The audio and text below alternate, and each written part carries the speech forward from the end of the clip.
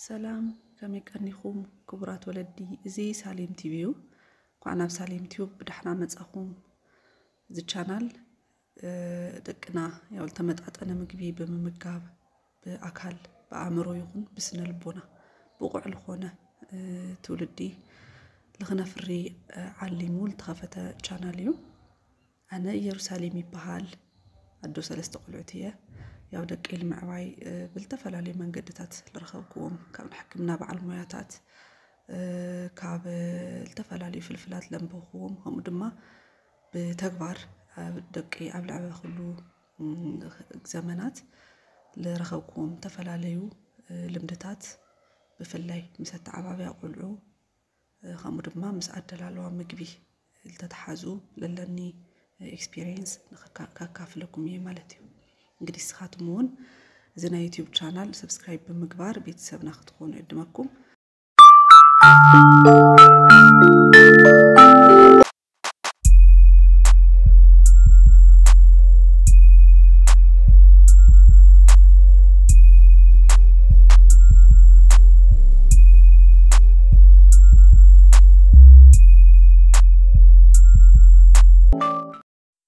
الشمو لما عنتي يو سلا صريت ططو نيدقنا ططو صريت تحلالوا هم دما اطاقمو بالملكات يحيزلكم قريب له فيديو هم تريو لهم غدغوادا غوما ازجاجينيخو زي صروي እና بفላይ ድማ ለደቅና ططو محصبي إلنا بالتفلي خناتات خندالو للنا حقي مخنياتو خالوت أقحيت بفላይ ድማ سينك نقحت محصو سينك እና ህፃናት ጥጦ ለምሕጻብ خنጥቀመሉ የምናይነ መከሪ ኾነይ ምክንያቱ በርበረ ዘይቲ እና ተፈላለዩ ነገራት በመሕጻብ ንሓጽወሉ ስለልኾነ ለተአማምን ጽሬት ይውሊ ማለት እዩ ጥጦ ድማ ጣዕሚ ጥንቃቀ ልደሊ አቅሓ ስለልኾነ ማለት እዩ ስለዚህ እንጂ አይነት ጽሩይ ለሆነ ጎማ አዳሊና بتتريقوا لكم መልክዑ ሁሉ ናዝጥጦ ፓርትታት በደብ خنبتنونيና ማለት እዩ እዚንም እንታይልጠቅም ያው ጸባ አምጥጦፍ አምጥንፈልጦ ፈሳሲ እዩ ስለዚህ ያው አፍትና ጥጦ ውሽጣዊ ፓርት አቱ ይخلي ስለዚህ ለምሕጻብ ግዴታ ከምዝትሪእዎ ለኩም ጌርና خنبتنونيና ሓረ ምስትሪእዎ ለኩም ፍሉሕ ማይ ጌረሉኒኹ እዚ ለምንታይ ልጠቅም አፍቱ ጸባ አፍቱ ጥጦ ውሽጥ ለሉ ጸባ ይኹን ኻሊ ኮንታሚኔት ለሆነ ፓርት በቀሊሉ ለምጽራይ ጣሚ ስለንሙጪ ማለት እዩ በቀሊሉ የጽሬልና እዩ ትኩስ ማይ دحر كي قاصلن يدينما مستريو لهم بري زيون يخ بزحل ماي ማለት እዩ ዛትሪው لهم محصبي ጥጦ بጣعሚ ወሳኒ ተልኾነ ተقحያ ክንገዝእ ተለና በፈነስተዑለ ለለና ነገር ታዩ እዛ ጫፋ በደንቢ በስፖንጅ ለተሐወሰት ተختخونيو ምክንያቱ ሙሉ በሙሉ እዚ ሽው ለመስል ብሩሽ ለመስል ነገር ኮንታሎ ለተውሽጣዊ ፓርቱ ለምጽራይ ብዙ ሄሞጂ ስለዚህ ታ ስፖንጅ ለላታ መጽራይት ክንገዝኒና خلای ድማ ታደቃ ንያልዛ ኒፕል محصبيት ትሆን እሳ مساخم ለላ አረጋጊጽና ክንገዝኒና ማለት ምክንያቱ ታዓዊ ብሩሽ ለዛ ኒፕል محصبي ሙቻ ምስትሪው ለሁም እዚ አያና ኒፕል محصبيት ማለት እዩ ሁለን ዘና ጥጦ ጫፍ ወይ ኒፕል ብዝመንገድ እዚ ውሽጡ ይኹን ደቁ بدنبي حسيل عبلنا نحصونينا مالتيو موت طو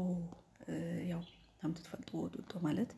دقنا غنا خافزل تولدلو معلت جميرو بمسارتاونت لدلو مقحايو زي خنبل تلنا ياو ادوታት بعدنا خنطوي بጣعሚ زل تمرص አማራጽ እዩ ለህፃናት خنعبتلنا ግን ወላ ናጥወና بالتفلالي መንገድ بالتفلالي ምክንያት ካብ ደቅና ተፈሊና ንውዕለሉ አጋጣሚ ከሊ በስራሕ ይኹን በኻሊ አጋጣምታት ማለት ነው ዝማዓልትሱ ዋላ እትጡ ተሓሊው ተዳሊ ኮን ይኽልዩ ክንህው እንተለና ያው ብጥጦይና ነው بتوسخ ድማ بوانانت مدبوت ليخونا النوتات بوانانت ጡጦ ያው ፎርሙላ ጸባ ከሆነ ይኸዲው እንመጥቀም ጡጦ ግዴታ ክንጥቀመለና መሰረታዊ አቅሓ እዩ ማለት እዩ ነገር ግን ድማ ጡጦ ለተፈላለዩ እና ኮንታሚኔሽን በተለይ በፍላይ በባክቴሪያ ምጥቃዕ ዕድሉ በጣም ሰፊ ስለልሆነ ደቅና በጡጦ ጌርና ክንምገቦም ተለና በጣም ጥንቃቄ የድልየና ማለት እዩ ተዋና ጥንቃቄ ታዩ በመሰረታውነት ክንሓጾ ተለና ስቴሪላይዝ ክንገብሮ ተለና ንጥቀም መንገዲ በድሕሪ ስቴሪላይዜሽን ድማ አጠቃቅማ ክጥቀሙ ተለው ሳልሳይ ምስተጠቀሙ ክሻብና ሓጾ ከመጌርና ኢና ስቶር ክንገብሮ ለለና ልውሉ ነገራት እዮም በዋናነት ማለት እዩ በተወሰኸ ድማ ክጠው ተለው ብፍላይ በዓለም ቢዶም ሒዞም ምጥዋይል ጀመሩ ቆልዑ ተጥጦ እንድሕር ሓዲግናሎም ንኽድ ኮይና ካብ ኢዶም ክወድቕ ይኽእል ምስ መሬት ምስ ሓመድ ወይም ድማ ኣብ ጥቕም ስለሎ ተፈላለዩ ነገራት ክነኻኻ ይኽእልና ተጫፍ ቶሎ ያ ትነኻኻና ባክቴሪያታት ክረኽቡ ይኽእሉ እዮም ድሓረ ተመሊሱ ክጠውዮ ተሎ ተዛን በባክቴሪያና ምጥቃዕ ብፍላይ ካብዱ ናምሕማም ነገር ስለለጋጥሙ በጣም ጥንቃቄ የድል እዩ ማለት እዩ ስለዚህ ኣብዚ ቪዲዮ በዋናነት ከቅርበል ደለኹ ነገር ታዩ ሓደ ትጥጦ በከምዚ መልክዑ ትሪወልኹም መልክዑ ሓንቲ በሓንቲ በታቲና በሙቕ ማይ ጌርና በደንብ ለሓሰና ክንሓጽቦ ይግባእ ማለት እዩ እታ መሰረታዊት ነገር ኣብቲ ምሕጻብ ለለና መሰረታዊት ስራሕ እዚኣ እያ ማለት እዩ ሳሙና ብልምልከት ያው ኣነ ማንኛውም ለኾነ ይኹን ዓይነት ፈሳሲ ናቆይት ማሕጸብ ሳሙና ይልጥቀም ነገር ግን እዚ ልተዳለወ ሳሙናታት ኣለዉ ንህፃናት መመገብታት ለማሕጸብ ተዳለዩ ሳሙናታት ኣለዉ እሳቶም ጥቃሚ ይከኣል እዩ ግን ድማ እሱ በቀሊሉ ኣብ ከባቢና ምርካብ እንድሕር ለይ ንኽእል ኮይና ለኣቆይት ማሕጸብ ተባሂሎም ተዳለዉ ሳሙናታት ክንጥቀም ንኽእል ኢና ማለት እዩ ብዙሕ ኣፈላላይ የብሉ ማለት ጉድኣት ለምጽእ ነገር ይኾነ همستري واللهم كله ناس يدوتو بارتيتات حنت بحنتي بزملكعو حاسبه عدالين يخو مالتيو قديم لا قرينا له مالتيو خلينا زبروش سبونج تودعنا تلا همستري واللهم حدش مغزاي صبيناي تاينا خنقبر لنا اب غزانا للو سبونج بمقراص متكا قلينا حدش بروش خاون غز مالتيو كله تطوتاتنا حصينا ادالينا نينا زي انا مجمريا يزور بسامنا غيرنا بدنبي حنت بحنت الحصنا يهم تريو لكم بدنبي صوري خوينو نيو مالتي دقيم زي تاينا نغبر ياو خلته غزي وي دما اندحر ارغصنيا بدنب ارغصنيا كوندلينا ثلاثه غزي خنلقلقو نينا مالتي صوري ماي غيرنا تفلالي قوماتات ماي بمدلاو تدلينا خمس الجمبرنا يجرنا مو قبل ولا ما يخد تقبل خلينا ويدما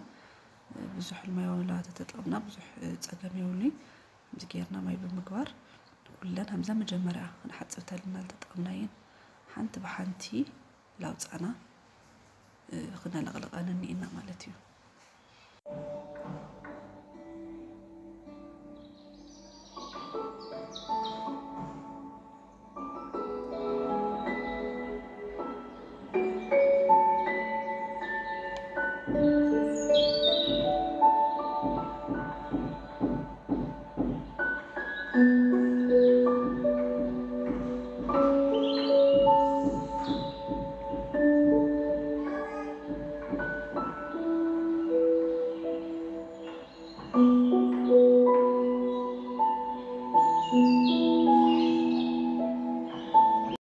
أبزنا مجرشة ملغلغة بتحنا نينا يا ولا لغلغنا في ناستيرالايز مقبرنا بنا خنا قمت مالتي بنوع على ما قمت التقمت على مسارات مجمرة ناستيرالايزر كاريكو زيعة تحت ويتي بارت توان ناستيرالايز نقبرلا ستيرالايزين ماشينيا زيعة بوانا نتي أتسيرات يا ذا بلو بارتاجن تقلقل يا ستيل بوانا نت ستيرلايز نقبر لها زيا ጥጦ ታሕተዋይ ፓርት መቐመጢት እያ እዚኣ ድማ ናዘን ኒፕላትና ናዘን መኽደናት መቐመጢት እያ ማለት እዩ ብዛ ስርዓታ መሰረት ጌርና ኩለን ኢና ንድርድረን ማለት እዩ እዚኣ ምስትሪእዎ ኣለኹም መጀመርያ ኣብ ላዕሊ ተላዕለዊት ፓርት ዘን ኒፕላት ሓንቲ ብሓንቲ ጌርና بسرعات مالتيو ندردرو زين من تايل طقمنا مايخ لا فلحه للعل قوص تلو بتونفيت حنت بحنت منتان لكله ما تططو بارس خبنيو لمتش مالكو غيرنا ينكر كندردرو لنا مالتيو كله ما تططو بارتات مجمرا مستريو لهم زين نيبلات حنت بحنتي درديرين نيخو بمقصال لما زن بلات حقفن الحذاء كفالنا زادتو على غليغنا بزتري ولهم مالكو حنت بحنتي عملنا وعلن بوتا عبل لتن نيبلات ندردرن مالتيو بزمالكو زي نمتايو حنت بحنت لا ريكم لخو حنت عنده لخو كله كفال نازدتو منم كي ترفه كله خفال بتي لفلح ماي بدم بيجرو خركب خلنيو تلفلح ماي حافة بدم كجنيو خلنيو هم تخويني دما ستيرالايز تجيرو بهال اللي بالتيو لذي هم تريقول لهم بدم بيجرنا بتنققة خندردرن يجبئنا سالساي هم تريقول لهم نازي تطو خدانين قرينا نايزو تطخدان على لزن بجمر الدردرناين تا ناتطو جافن ناتا تطو ناتا جاف مقدميت اكالن على لئن مالتيو بخمسي ملكو غيرنا دردرو يريكم ليو خمسه غيرنا درديرنا خنقمطن لنا يطنققت لينا يا بزي ملكو ودينا نينا مالتيو قصالاي እዚኣ እና ዘና ጥጦ ወይ ድማ ናተጸባ መትሐዚ خفال ጥጦ ታሕተዋይ አካል እንደድረላ ያ ናይ ጥጦ ከምስትሪኡ ኣለኹም ብታሕቱ ለለኽፈት እዩ ታሕተዋይ ለኽፈት እዚ ንምንታይ ይጠቅም እቲ ጥጦ ለምሕጻብ ብፍላይ ኣብ ታሕቲ ይቀሪ ጥጦ ወይ ምጸባ ለኸይ ቀሪ خفيتنا ለምሕጻብ ስለልሙቺ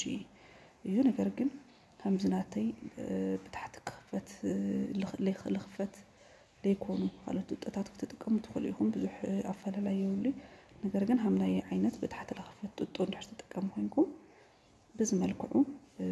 ገና قد مستيرالايز ምግባርና ኢና خمس ጌርና ክንገጥመሉ ለና ማለት እዩ ተገጢሙ ደንቢ ተለቅሊቁ بزملكعو ላፍቲ ستيرالايزر ጌርና ያው ሁሉ ታጥጦ እንታድርፉማ ቀጥል በለስ ስላለ ሆነት ተጣጣው ለማል ትንሽ ተስለ ተጸግም የብዙ መልኩ ድርድሮ ለሁ ለሐረግን ሁለን አዘጋጀ መስወዳሁ ቀጥብልና ንቀምጦይና እዚ ማለት ከመዩ አፉ ናትጥጡ አፍ ለታሕት ኮነን ይው በቲ ወንፊት ኣብ ታሕት ለወንፊት እንታን ቀጥታ ላውሽጡ ላፍትና ጥጡ ናውሽጡ አካሉ ሙቀት እንታ በደንብ ከግኒው በትትሪው ለኹም መልኩ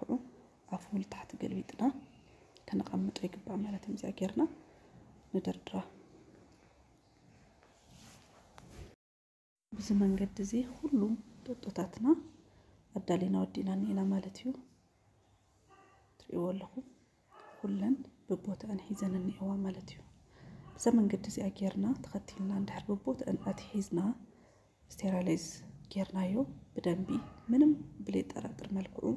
ንጹህ ለሆነ ጥጦ በደቅና አብሪና ማለት እዩ በመቀጻል ያው ታአቶለረሁኩም ዋና ستيرالايز መግበሪት ዚያያ ክሻብ እስራኤል ሚል ሆን ማይትህዝ ይመስለን ተለይተጋጌ በዝመልኩ ንመልአሙ ዘነ ዘጋጅና የንጥጦ አምጠን ዚያ ፕሬስ መግበሪት ያ አጋጣሚና የተዘጋጀ ስለጸናህት እዩ بزملكو ستيرالايز نقرو مالتيو ካልኣይ መንገድና ያው ትማሽን ድሕር ለይልና ብዝመልክዑ ኣብ ማይ መሊእና ኣብ ሓዊ ብምቕማጥ ብድስቲ ጌርና ማለት እዩ ስተራላይዝ ንገብር። እዚ ድስቲ እዚ እንታይ ብዋናነት ጥንቃቐ ዘድልዮ ፀብሒ ብልስርሖ ድስትታት ዘይምጥቃም እዩ። ንፁህ ዝኾነ ድስቲ እዚ ብቻ ክነዘጋጅ እኒአና ማለት እዩ። ከምዚ ትሪእዎ ኣለኹም ብደንብ ተኸዲኑ ብደንብ ገይሩ ተንተኽቲኹ ክፈልሕ እኒአዎ ትሪእዎ ኣለኹም። እዚ ፅቡቕ ዝኾነ ናይ ስቴራላይዜሽን መንገዲ እዩ። ግዴታስ ዓንቶ ንርእናዮ ማሽን የድልየና እዩ ማለት ይኾነ ማለት እዩ። እዚኣ ድማ ከምዛ ትሪእዎ ኣለኹም ስቴራላይዝ ተገይራ ወዲኣ እኒኣ ምስ ትሪእዎ ኣለኹም ደንቢ ትሪእዎ ኣለኹም ትረሃፅ ደንቢ ወፂኡ እዚ ብለት ኣማምን መልክዑ ስቴራላይዝ ጌርና ወዲና ነያ ማለት እዩ። ትሪእዎ ኣለኹም ትጥጦ ደንቢ የግኒዎ ለ10 ደቂቃ ዝኣክል እዩ ስቴራላይዝ ዝገብሮ። ክንጥቀም ተለና ድማ ነውፀሉ መንገዲ ከመይ እዩ ዓርሳ ዝኸኣለትና ባዕላ መውፂኢት እኒኣታ እዛ ትሪእዎ ኣለኹም እዚኣ ምስ ባዕላ ምስ ኣቕሓ እያ ትሽወጥ። በዚ መልክዑ ነጣበቐን ማለት እዩ። ናይ ኢድ ምንም ዓይነት ብኢድና ንነኽኦ ነገር የለይ።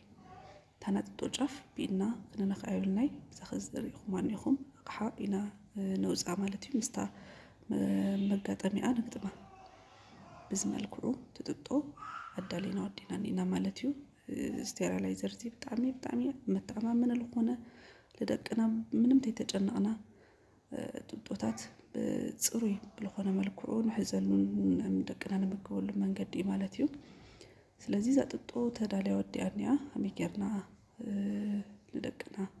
ፀባ ክነዳሉ ከም ንኽእል ንርአ። እታ ትሪእዎ ኣለኹም ኣቕሓ ናይ ጥጦ መሞቂት እያ። ኣብዚ ኣብ ኩለና ምናልባት ዘይትፈልጡ ወለዲ ተሃሊኹም ህፃናት ካብ 2 ወለድሉ መዓልቲ ጀሚሮም ምናልባት ክሻብ 6 ወርሒ ኣከባቢ ዝኾኖም ንእሽተይ ምውቕብ ዝበለ ማይ ኢና ተጠቒምና ፀባ ክንብፀሎም ኣለና እና ምክንያቱ እንታይ እዩ ህፃናት ብዙሕ ማይ ተጠቒምና እንድሕር ፀባ ክነህቦም ኮይና ምስ ጉሮሮ እንተተሓሓዙ ቶንሲል ክኾን ይኽእል ወይም ደሞ ካሊእ ኢንፌክሽናት ሰዓል ክኾን ይኽእል እዩ። ዝተፈላለዩ ናይ ጉሮሮ ኢንፌክሽናት ከጋጥሞም ይኽእል እዩ ማለት እዩ። በዚ ምክንያት ርኢና ተኾይና ወይ መስተውዒልና ተኾይና ናደ ጡብ ፀባ ምዉቕ እዩ ብተፈጥሮ። ስለዚ ፈሊሑ ንዝሓለ ማይ ተጠቒመ ፍሉሕ ማይ ተጠቒመ በቲ ኢንስትራክሽን መሰረት ድማ ምስቲ ተጠቐምኩ 30 ml ማይ ሓንቲ ማንኪያ ፀባ ተጠቒመ እኒኹ ማለት እዩ። ላፍቱ መሞቂ ፀባ ገይረዮ እኒኹ። እዛ መሞቂት እዚኣ ብጣዕሚ ብፍላይ ደቅና ቶሎ ፀባ ኣብ ዘድልዮም ሰዓት ቶሎ ኢላ ኣሚቓ ትህበና እያ። ብዙሕ ነገር ተቕልለልና እያ። ግን ድማ ግዴታ ክህልየና እኒኦ ማለት ይኾነ ኣብ ጆግ ጌርና ዝፈለሐ ማይ ኣብኡ ኮፍ ክነብሎ ተለና ምማኡ ክነምቆ ንኽእል ኢና። እዚ ብዙሕ ሰብ ዝጥቀመሉ ኣሰራርሓ እዩ። ነገር ግን እዚኣ ብጣዕሚ ጠቃሚትና ነገራት ስራሕ ተቕልለልና ወይም ድማ ደቅና ብፍጥነት ፀባ ክነብፅሐሎም ትገብረና ማለት እያ። ካሊእ እቲ ስቴራላይዝ ዝገበርናሉ መሳርሒ ከመይ ጌርና ከም ነፅርዮ ወይም ደግሞ ከም ንሓፅቦ ንምርኣዩ እንታይ ተጠቒምና ኣቼቶ ከምኡ ድማ ማይ እዚ ንምንታይ እዩ ብዙሕ ግዜ ማይ ክፈልሖ ተሎ ውሽጢ ላተለጠፈ መጨረሻ ብዙሕ ፃዕዳ ነገራት ይሽፍኖ እሞ ትርስሓት ብማይ ብምሕፃ ወይም ድማ ብሳሙና ብምሕፃብ ኣብ ዘይለቀሉ ደረጃ ይበፅሕ ማለት እዩ። ስለዚ 2 ግዜ ወይ 3 ግዜ ተጠቒምና ኣብቲ መበል ሳልሳይ ከምዚ ጌርና ኣቼቶ ምስ ማይ ሓዊስና ንስኽትቶሞ ድሓር ብዚ መልክዑ እዚ ከምዚ ትሪእዎ ኣለኹም ብደንቢ ክሻብቲ ማይ ልውዳእ ፈሊሑ ምስ ተወድአ ብስፖንጅ ጌርና ብሳሙና ንሓፅቦ ማለት እዩ። ከምዚ ክንገብሮ ተለና ክሻብ መወዳእታ ፅሬቱ ሓልዩ ምንም ዓይነት ካልኦት ርስሓታት ዘይተለጠፍዎ ኣብቲ ትሪእዎ ኣለኹም ፓርት ክሳብ መጨረሻ ክንጥቀመሉ ንኽእል ኢና ማለት እዩ። ከምዚ ትሪእዎ ኣለኹም እዚ ኣቕሓ እዚ ኣነ ካብ ዝገዝኦ 4 ዓመት ሓሊፉኒ እኒኦ። ከዚ ሳልሳይ ወደይ 3 ቆልዑ ማለት እዩ ዓብይ እኒኦ ማለት እዩ። ግን ከምቲ ትሪእዎ ኣለኹም ብዚ መንገዲ እዚ ገይረ ስለለፅርዮ ፅሬቱ ሓልዩ ኣቐሚጠዮ እኒአኹ። እዚ ዋላ ንዓይ ይኹን ንካልኦት ዘመዳትና ለቤተሰብና ክንህቦም ንኽእል ኢና ማለት እዩ። ከምዚ ትሪእዎ ኣለኹም بز منقد زي ستور جيرنا ودينا نينا تخالي خافلتكم ندل نجر تأيو صبا حنت لعلنا زين تطوزينا مع الثلاث أربعة تطخن تكمل نخلينا نجر جن كله بحد زي اللي كنت تكمل نخلينا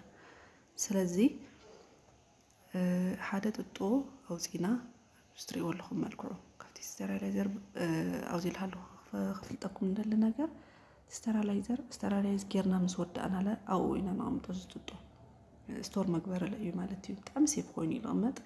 منم عينت نخك سلالي ليولو من بعين بكتيريا هون خلي نقر أي قني مالتي خنوصو تلنا لبتالرهم ما مسارة سلنا وصو صاروا إلوهن سلازي بمقصال تطعيمنا مسود أنا حطوهم مستريوا لهم ذات الطب بفلوح ما يعلق لغنا كنا قنمطو يقبقى مالتيو أنا لما عدت فيديو زودينا نينا تفاتيخمو سبسكرايب شير لايك مقبارة يترسعو يغني اللي